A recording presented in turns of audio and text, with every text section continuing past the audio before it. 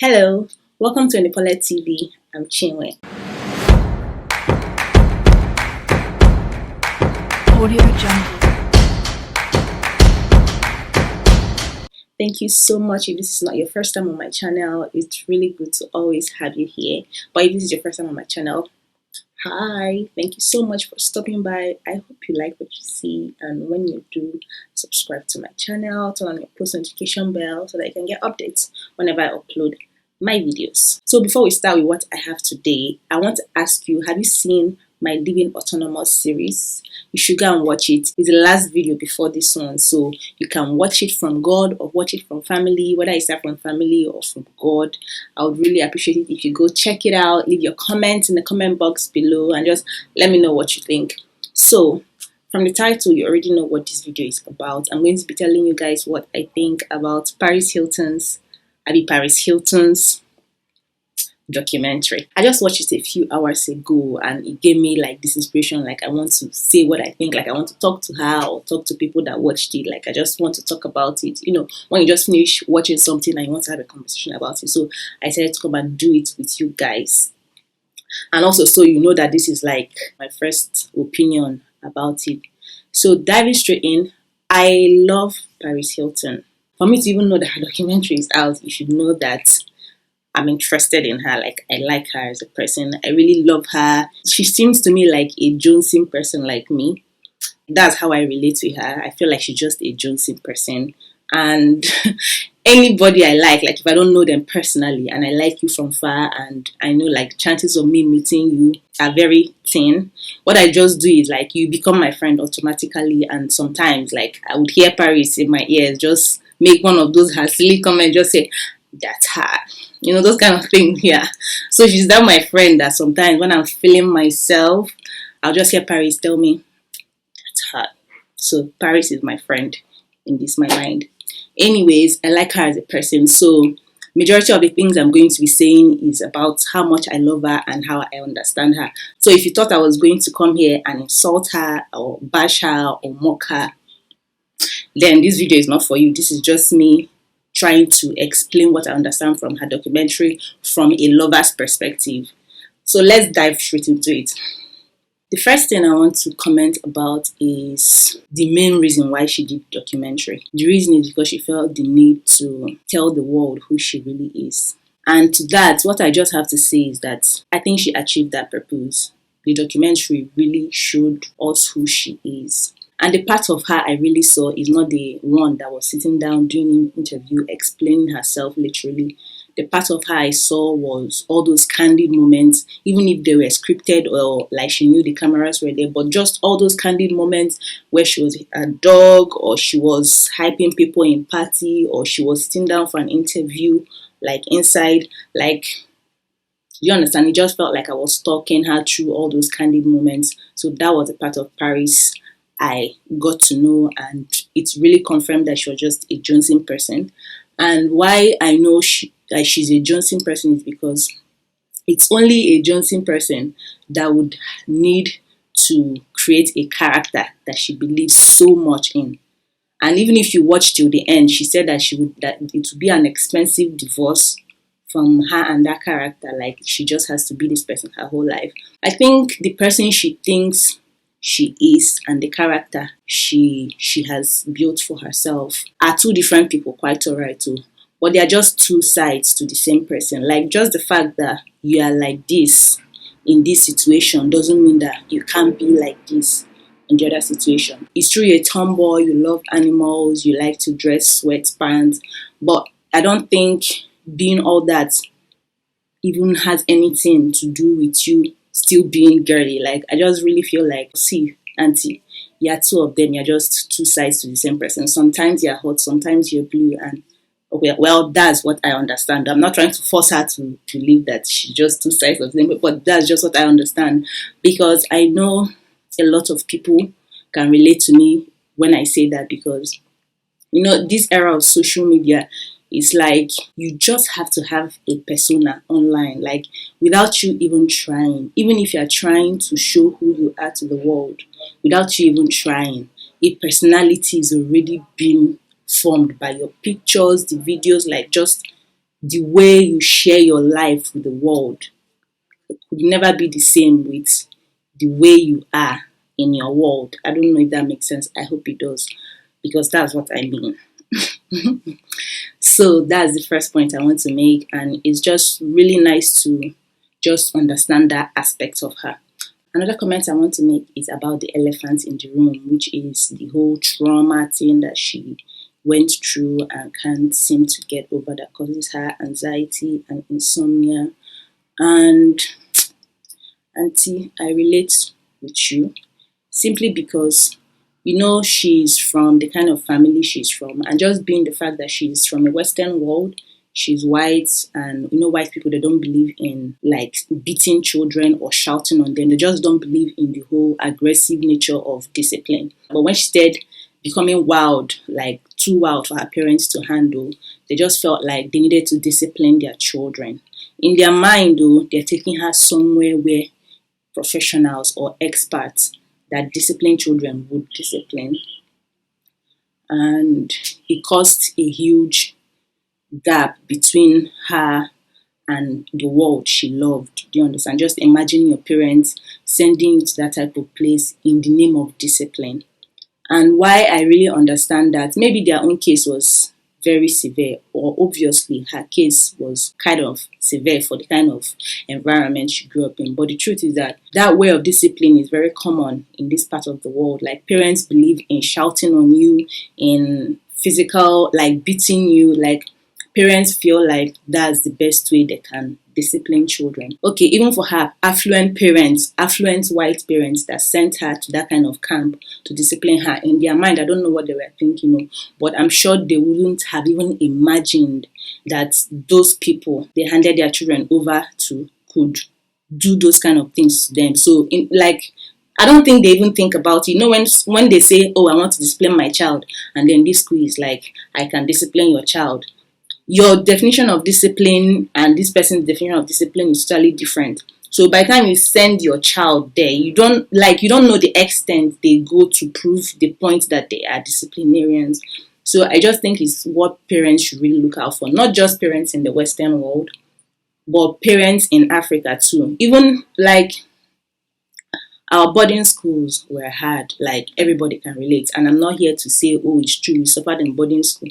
I'm not here to talk about all that. Why I brought it up is just to relate it with the way parents think in general. African parents now, they think that the way they can explain what they mean is by beating you or shouting on you or giving you punishment. That way you will now understand what they mean. The thing about disciplining children like that is that thing you've considered to be bad, that child did. That child did not do it knowing it was bad. That child probably did it while that child was having fun or just being wild in his space. Do you understand? For example, if a child is playing with oil, let's just assume he has access to groundnut oil, and then he carries the groundnut oil and pours on your white couch or just any color of couch that makes it very obvious that oil is there and that oil cannot be removed. Some parents will start beating the child. Some African parents will start beating the child. And in the child's mind, like, the child is like, oh my God, like, it's just like, how can this woman that loves me so much beat me like this? What did I do? And in your mind, you're beating the child, trying to tell the child, this thing you did is wrong. And what you meant is wrong is the oil the child poured on the couch. But what's happening in the child's mind is, I was playing and I spilled oil. His intention wasn't to go and annoy mommy and pour oil on the couch. He was just playing. And you are coming to be the child. Why did you pour that oil? Why did you pour that oil? And the child is like, I was playing. So he's thinking he's playing now bad. This my mother is just a violent person. Like, I've been a child before, that's why I'm saying like this. Like, parents think they are communicating one thing, but they are not. And even if I take it deeper, if I take it, to teenagers and adolescents and all those kind of people, when they do things like sneaking out of the house, for example, I've been a teenager before, and I wouldn't say that I snuck out of the house, but I know that if I'm to sneak out of the house, the reason I'm sneaking out of the house is because my parents wouldn't like me to leave the house at that time. And because I don't want to annoy my parents, that's why I'll just leave them peacefully and go out. And I know my parents, on the other hand, if they can just mind their business and just sleep, believing that their child is safe and sound, like all you have to do is just believe in me as a parent. I know, like, the worst that can happen is that I'll die. And it's me that will die, I do not you. But like, I know I'm kind of pushing it to the extreme, but it's just so people would understand the reasons behind people's action. Like, he's lying out of compassion. You are punishing him out of the pain that you are feeling that he would have caused you, and that's just miscommunication on several levels. And when you now try to discipline a child by violence I mean abuse of any kind, verbal abuse, physical abuse, or just torture, like punishment like that, what you are saying is that all those things are right. Like, you are validating all those measures. Do you understand? And that's why someone from that kind of training, that kind of background, would go into a relationship or just something and feel that people doing that is kind of trying to teach them something that they are not getting. I just really believe that beating children and shouting on them, like, is really not the best way to communicate what you mean, because you are confusing the child. You are really confusing the child. And I want to relate it to my next comment, which is a statement her mom made. Her mom said that fear is the most powerful feeling she knows. Do you understand? It's more powerful than love. It's more powerful than light. It's more powerful than other things she mentioned. Is more powerful than pain. Yeah, she said that fear is a very powerful feeling. And when people say that, what I hear is that fear is the most influential emotion they have, meaning that when they are scared, they do all sorts of things. Like, they can go to drastic measures when that fear is there. That was what I understood. And it makes sense for her to send her children to that kind of place that treated her child like that, because it matched her fear. Like, the pain her daughter received matched that fear. Do you understand? So the reason why I brought it up is because I know that most times when our parents discipline us, they are disciplining us from the place of fear, like what they are scared of. Because if your mom, for example, is scared that when you sneak out of the night, you might get robbed and raped and worse self, being injured, like police shooting you or something, and because of, like, that scenario alone is a terrifying one for anybody to imagine, let alone the woman that gave birth to you. So from that place of fear, the child is coming back from that pain that you've received from all those imagination that nobody sent you to. With that pain, that is what you descend on the child. Like, you descend your discipline on the child with that, from that place of pain, that place of fear. And what do you think would come out of it? All you are expressing is pain. All you're expressing is fear. And when your child looks at you, it's just very confusing when you say, stop sneaking out of the house, and you acting like you are scared of the worst thing in your life. I really hope you understood that picture I painted. Things that you are inspired to from fear is just more scary situation for the person you are dealing it on. And it would be really nice to get to the point where parents are able to discipline their children from a place of love, real love. Do you understand? Like, discipline your child from a place of love, not from a place of fear or pain. That is really what I hope for in this part of the world, because I know it's going to contribute a whole lot in bringing up more level-minded adults in the society. Another comment I would like to make is the relationship between her trauma and her success. Those 11 months, I can't even imagine how hard they must have been for her. Like, I don't even want to imagine even the nightmares she has and all those other things just relating to it. But why I'm relating it to her success is because she said that it was in that period that she just focused her whole energy on what the life ahead would look like. Like, girl, that is wisdom. Like, when I heard that, I was like, wow, that is wisdom. Because it only takes someone that genuinely cares about themselves to be in a painful situation and choose to not think about the pain they are feeling, but on the possibility of ease. Like, that was one thing. Like, I'm getting really emotional now. That was the one thing that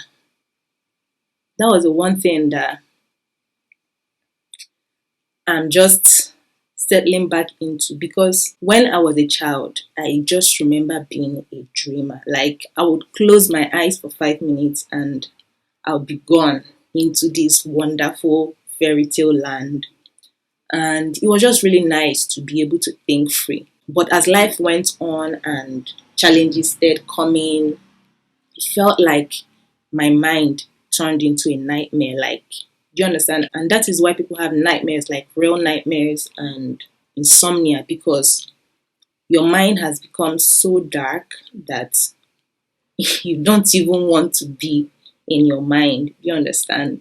And when she said that she channeled that energy towards what the future will look like, I think that's really awesome. And I really wish that on a lot of people now. Like, if you are in a painful situation, my advice to you is, as hard as it might be to not think about the pain and just the stress you're going through, try to just think of a possibility of ease. I'm not even saying a possibility of the perfect life, a possibility of a drastic change.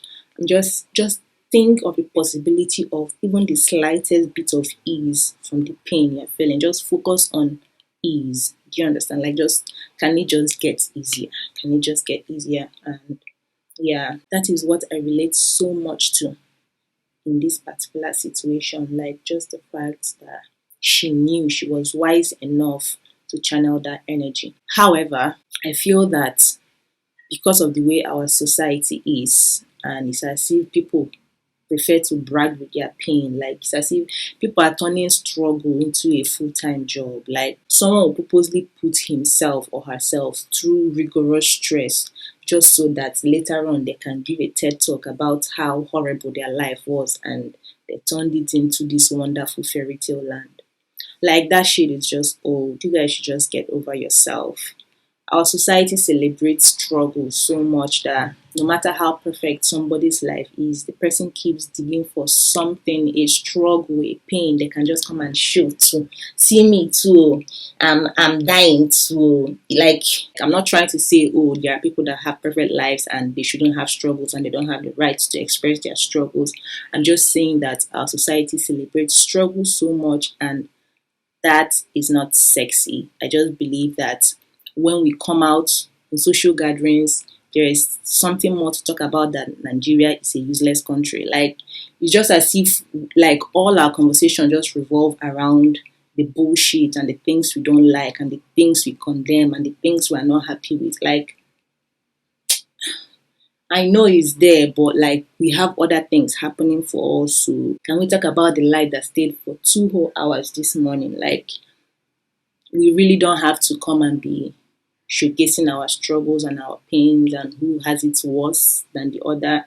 That shit is not sexy. And on the same note, I still think that what she went through was horrible. What all of them in that school went through, or anybody that has been through that kind of system, I think is horrible. And I love the fact that you're speaking up about it. And if you're in any type of struggle, yes, it's good to look for help. It's good to be open about it and say, I don't like this. I want it to stop. I think that thing they did was just really powerful.